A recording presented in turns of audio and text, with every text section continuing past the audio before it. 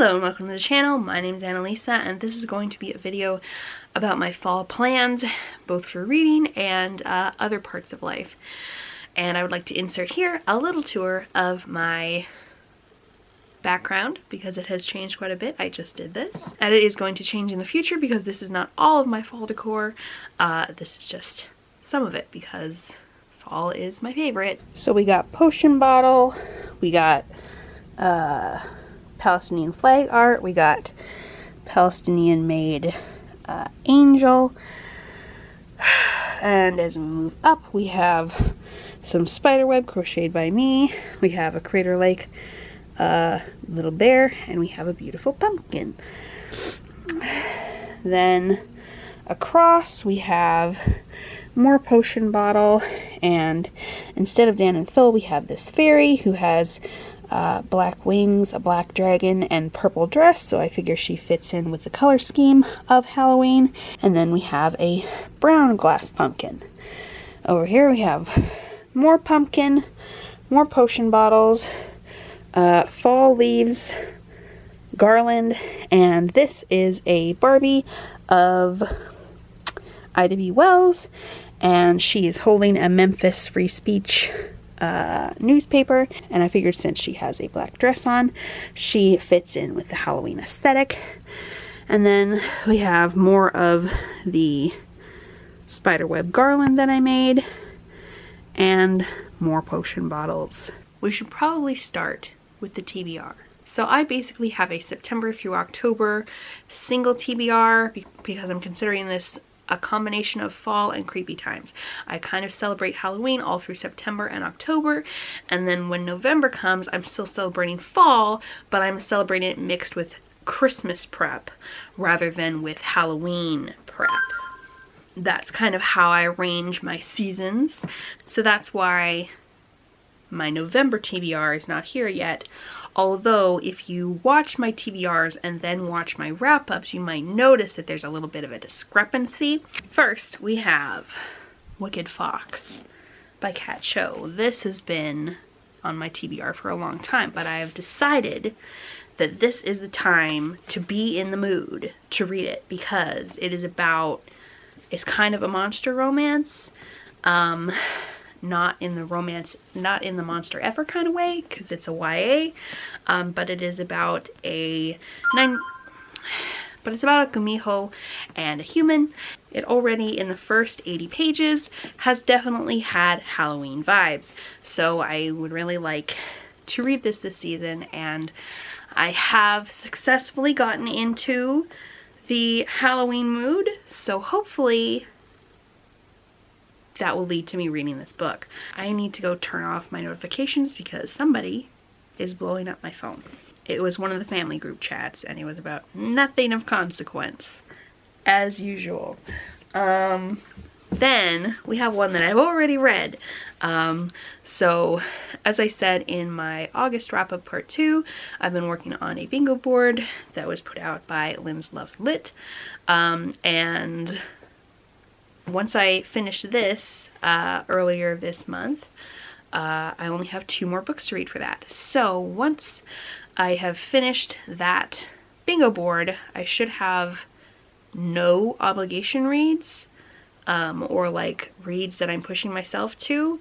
So that should make the rest of this TBR a lot easier to work with. I've decided to make these next 2 months really relaxed and not take on any more challenges, or to at least not take any challenges seriously, so that hopefully I will be a bit more chill with my reading, because lately I've been like, I have to read this, I have to read this, I have to read this, and that's a little bit stressful. So the books I have yet to finish that bingo with, that I need to finish by September 22nd, are Act Your Age Eve Brown and Girl in Translation. This one I think will fulfill book that makes you cry, and this one will fulfill book that's been on your TBR for more than a year.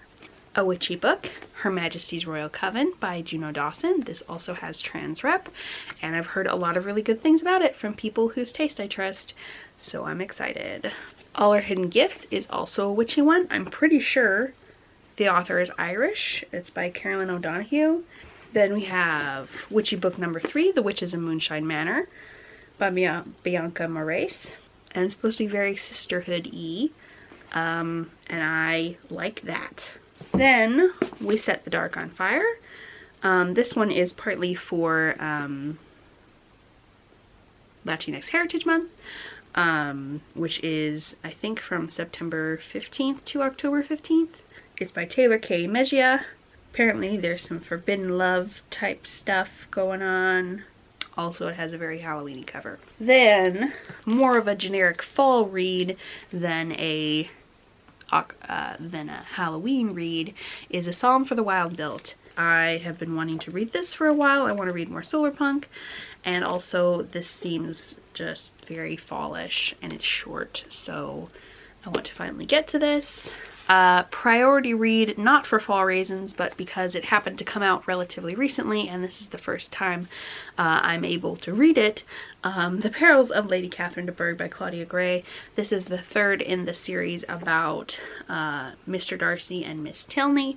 They are murder mysteries. In this case, she hasn't been murdered yet, but she's having people trying to kill her, and she wants them to investigate, and they have a little romance, and Mr. Darcy, who is the son of the Mr. Darcy from the book, and Elizabeth, is autistic, and I really have loved the rep in the first 2 books, and also just generally the stories and characters, so very excited to get to this. This might be my very first read.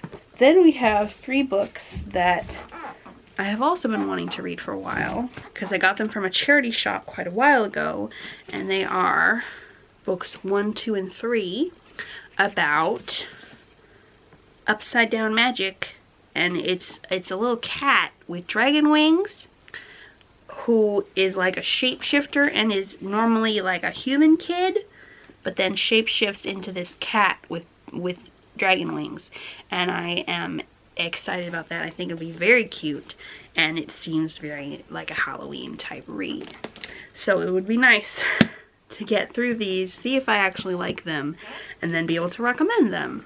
Then another from an old haul, Terry Pratchett's The Witch's Vacuum Cleaner and Other Stories. I don't know if they're all witchy, but I know they all are going to be fantasy, because that's what Terry Pratchett writes, and the print is really large, so it should be a quick read. Then we have more Halloweenish books from the library. Wait, where's the title?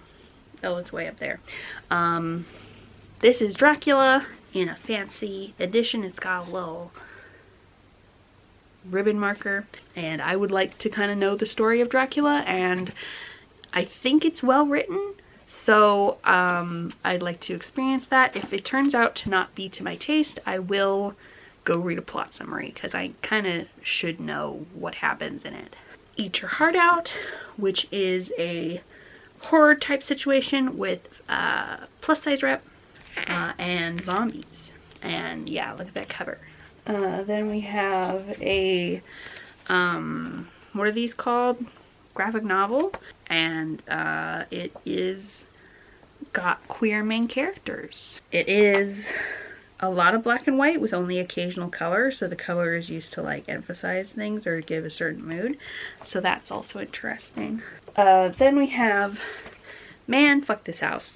I saw this on Amazon and was like in the recommended part, because I guess I was looking at horror, and it's from a tiny press that has only published a few books, and I was just really drawn in by the title.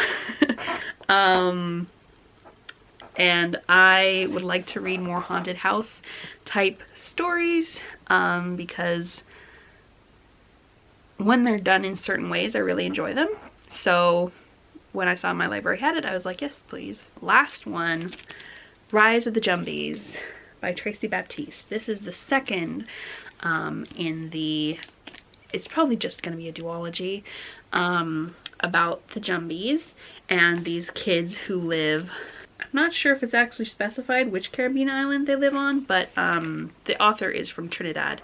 I read the first book quite a while ago, and I really enjoyed it. And it really definitely gave those scary Halloween vibes, so I'm excited to go for this one.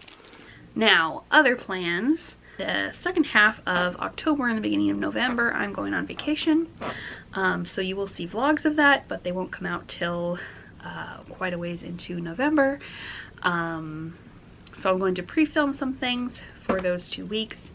There should be several fall tags coming, maybe some more author tube type stuff, because I'm going to try to lean into my writing in the next several months, and I'm really looking forward to that. So thank you so much for watching. I'd love to know about any plans you have for this season and what your favorite season is. Thank you so much for watching, and I'll see you in the next video. Bye!